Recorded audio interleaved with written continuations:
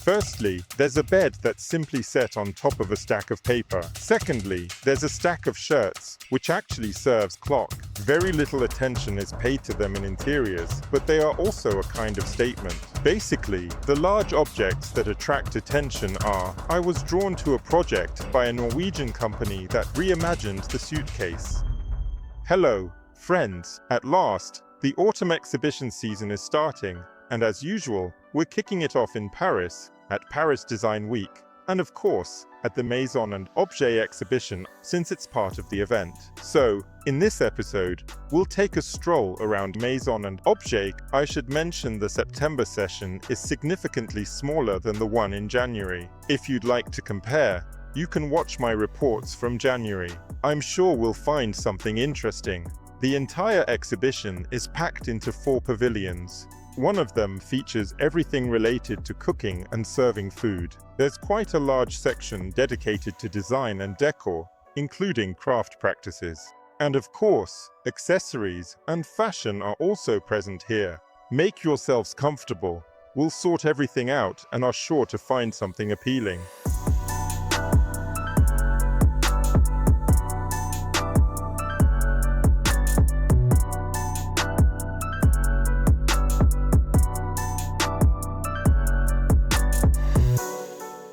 Of course, if you want to track trends or see the future of the interior industry, the September Maison&Objet exhibition isn't suitable for that, but it's perfect for verifying what we've seen before, for example, at the January session in Milan or at other events. Design events, because here, companies, let's say, from the second tier, start to showcase some current ideas. And when you see something from them, it means that trend has everyone has picked it up, and it's made its way into the mass market. This, in general, is probably also very valuable information.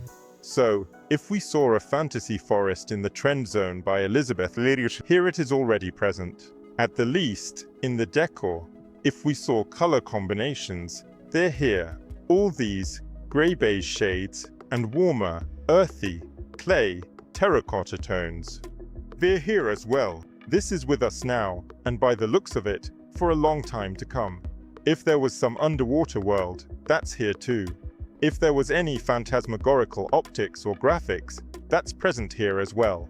What is definitely new here is the New Year's decor, because this exhibition also attracts the attention of buyers who specialize in various festive themes.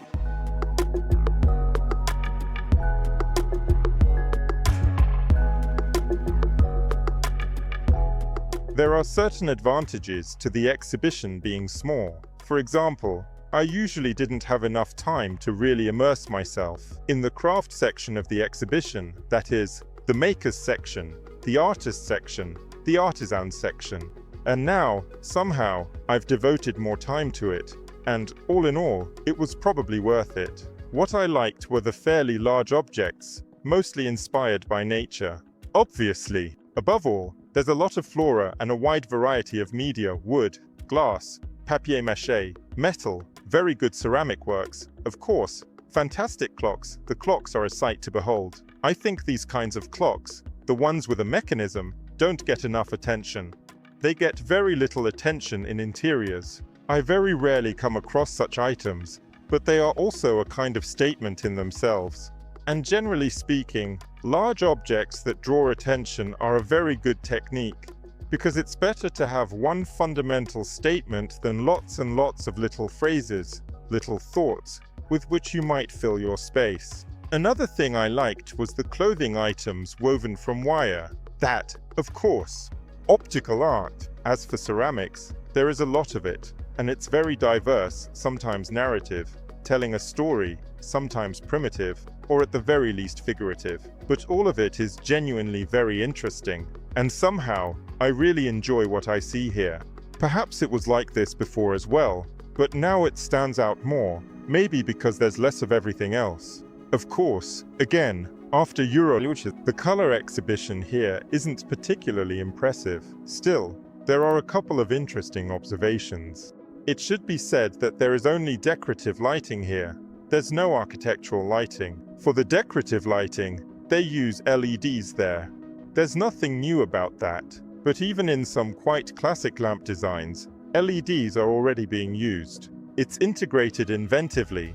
And another interesting observation is the presence of Chinese companies. But, to be more precise, I was particularly impressed by one, an environmentally friendly entry into the European market. In other words, they're not just copying, they're genuinely creating their own designs, even involving designers.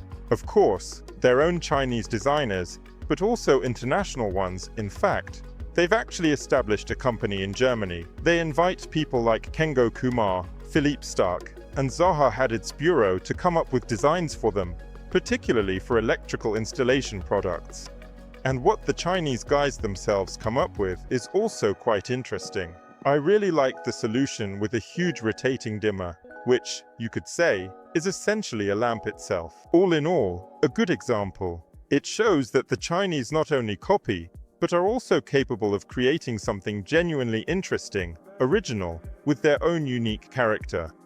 Of course, the world of preparing and serving food is a wonderful world of its own. By the way, if you're interested in this topic, I have a lot of gastronomic notes on my travel channel. If you haven't subscribed yet, do subscribe.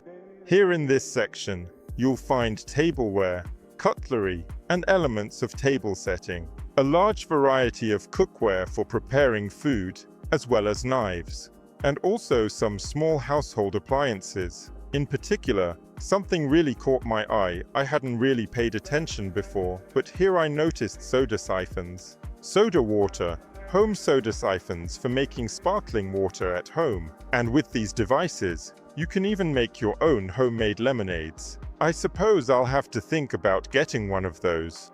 And so, of course, this section is more interesting to those who are somehow connected, involved in Horeca, or design, or provision, or are restaurateurs themselves. Another interesting and new initiative for me is called Design District. This is a small exhibition of young emerging designers, focusing more on contemporary design. And this is the line between design and art. Even, here are presented small companies, some a little more famous, because these are the gentlemen of Tuna Cvetka we saw the year before last. Dutch Design Week makes some pretty fun furniture out of, basically firewood.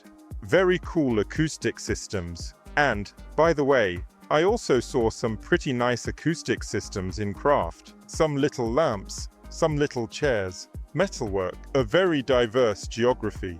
There are the usual Europeans. There are representatives from China with lamps, Malaysians with some metal furniture, with metal chairs.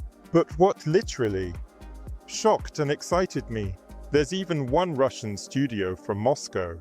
The guys also work with metal, making small items from stainless steel, and, generally, they seek inspiration in various travels, mainly around Asia. And these items were even recognized by the exhibition curator, Vogue pour Amélie Pecha. So, congratulations to our wonderful ladies and their project. Future on Stage is a platform where, every year, 3 laureates are chosen who stand out for their design and innovation. This year, 3 companies are represented from absolutely fantastic countries in terms of design. Well, to be precise, of course there's design everywhere, but here the locations are ones we usually tend to overlook. The first company is from Monaco. There is a company in Monaco, and in Monaco, design isn't just about yachts and real estate. It's really interesting. They presented a system of modular accessories that aren't fixed to the wall, but are installed using tension. And there are a lot of options. You can use them in the kitchen, in the hallway, or in the bathroom. And of course, you can use them for a mini walk-in wardrobe as well. A Chinese-French duo presents food design. And, well, in this case, it's literally food. They create very interesting objects that are actually edible. And they also put on various immersive gastronomic shows like this. And I was drawn to a project by a Norwegian company that has reimagined the suitcase. When we fold clothes at home, we usually put them on a shelf or in a drawer vertically, but in a suitcase, we tend to pack everything horizontally. And when you travel quite intensively, like I do for example, Sometimes you simply don't have time to unpack your suitcase. You end up taking things straight out of the open suitcase that's lying around in your hotel room. So, they decided to transform this idea and turn the suitcase into a convenient storage space, similar to how you store your things at home. I'll have to get myself one of those. If you've ever been to the Maison&Objet exhibition, or at least watched my reports, then you probably remember that there's a special area here dedicated to up-and-coming talents. And every time, for each session, talents from a specific country are selected. In the previous session, it was the South Korean guys, but for the September session of Maison&Objet, there are 6 designers from Germany. And of course, you can really feel that pragmatic German approach to design.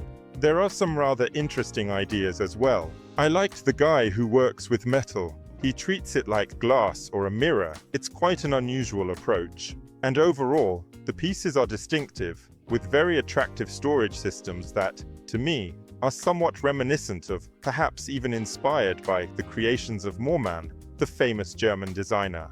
Also, of course, there's a focus on recycling here, and several rather charming items stand out. Another gentleman sent in some pieces, including forks and spoons among others. And there's also a rather nice little mattress, which you could apparently lounge on, read a book, or watch TV. And the daybed is quite attractive as well. As for the other items, I wouldn't say they're particularly inspiring. At least that's how they seem to me personally. What I definitely like about Maison&Objet is that here, indeed, the aforementioned geography is truly as broad as it gets. Because this is probably the only exhibition where you can find, as we've already established, Norwegian designers, designers from Monaco, but also Taiwanese designers, Malaysian designers, and Canadian designers all at once. And of course, Japanese design culture is also of interest. But to be honest, what confuses me is that, until you actually read that these are guys from Taiwan or from Canada, you really wouldn't be able to tell where this design comes from. Except for Japanese design, of course, because it is absolutely distinctive, unique, authentic, and naturally, this sets it and its historical designs, as well as these crafts, and even modern design a bit apart from the rest. Set apart, but in a good way. Probably, so far the most striking impression from this Maison&Objet session is the installation Welcome Home. It's a kind of fantastical, if not outright surreal, little house with an exhibition curated by Amélie Pichard. She's a fashion designer, a very avant-garde one, quite unusual, who combines irony with eclecticism. Although, by now, it's already eclecticism irony mixed with eclecticism, and for this unfinished house, she chose objects that, on the one hand, we understand their function, but on the other, they sometimes look absolutely wild, even bizarre. Several rooms in house. Wildness starts right from beginning. Telephone receiver, 8 messages waiting for you, in French. Next, you turn into the bedroom, and in the bedroom, there are several items that look very unusual. Well, firstly, there's a bed that's simply set on a stack of paper. Secondly, there's a pile of shirts that serves as a sort of table. Then you go into the bathroom.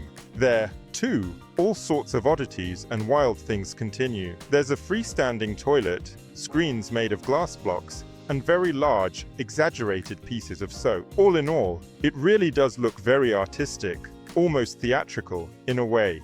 This theatricality continues into the dining room. In the dining room, we're greeted by a triangular table, chairs made from sticks, and in the kitchen as well, all sorts of unusual items of furnishing and decor.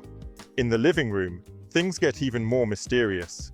There's a 3-legged chair, nothing new. This particular 3-legged chair, unlike many modernist ideas, is definitely unstable. A very funny daybed, someone forgot to upholster, added capiton buttons. And here as well, by the way, there's a table, again from those Moscow ladies we already know from irony elements. And the most interesting thing is that, despite the wildness of all these items, it all looks quite harmonious. And I really think there's something to that. I'm not sure it's a good idea for a residential interior, but for some public spaces, a bit of overload like this with such distinctive and very unusual items can actually serve as quite a good idea. And in general, this is really, probably, the most striking impression from the exhibition, not just in my opinion, but according to most guests, because the queue is only for this. The biggest difference between the September session of Maison&Objet compared to the January. The point is here is more decor and less furniture. They are completely different. Here you have home textiles, things like bed linen, dressing gowns, and some cushions, decorative textiles, that is, things like curtains and bedspreads. Here you can find lamp holders as well, that is, a laboratory of lamp holders, from which, by the way, we were kicked out at the K exhibition, M. Textile, which took place in Frankfurt this year. If you saw it, lamp holders are more of a B2B business. There, designers of these patterns sell them directly to manufacturers. Here there are loads of cushions and all sorts of vases. Of course, there's a huge variety of scents. In fact, it feels like there are more than were on display in January. Or at least, against the backdrop of the lack of memes, it seems more concentrated. So here you've got home fragrances, each with character and focus. There are seasonal scents, Christmas fragrances. There are loads of scented candles. And what I really liked were the candles. They're already like art objects, candles whose shapes were designed by sculptors, in other words, by artists. And I think that's really unusual. At least, I've definitely never come across anything like that before. Well, as for the Christmas theme, if that's something you're interested in, then this is probably the best event to come to, whether you're looking for suppliers or just want to soak it all in.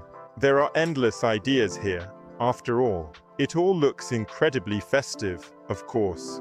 And even though it's September, it really lifts your spirits.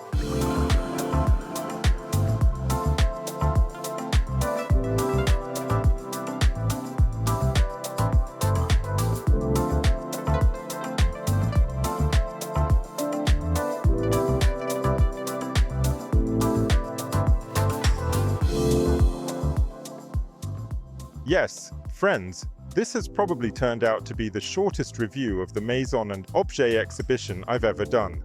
Still, I think there were some interesting things to see. Obviously, if you're mainly interested in interior items, furniture, or color, it's better to come to the January session. But if you're more into decor and interested in that group of products, then it's definitely worth coming to the September session as well, especially considering that it takes place during Paris Design Week, which we'll be heading to tomorrow, and that's bound to be really interesting. So, first of all, don't forget to like this video, it's really important. Don't forget to leave a nice comment, that's important too. And most importantly, it really motivates. Of course, subscribe to this channel so you don't miss the next videos and other reviews of the autumn season of interior exhibitions. Share this video with your friends. They might also be interested to find out how the Maison&Objet exhibition, which takes place in September, is organized. I think next year we'll skip it again, but we'll definitely see each other here in January 2026. That's all. Bye.